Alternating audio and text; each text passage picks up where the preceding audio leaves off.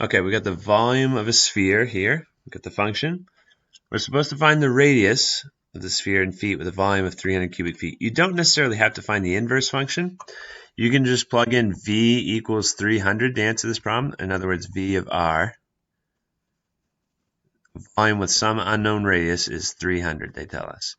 So I'm plugging in 300 in for volume.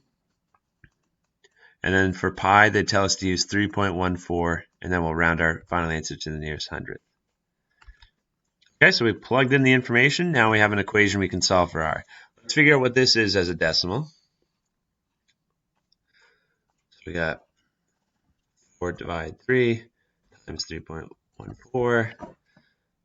Carry out a bunch of decimals. So 300.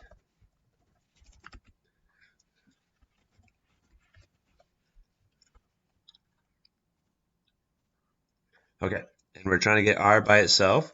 So let's divide that 4.186667 from both sides.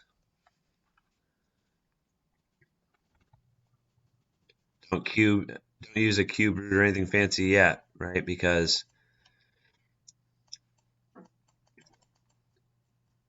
we've got to get rid of the coefficient first. So that'll make that cancel out.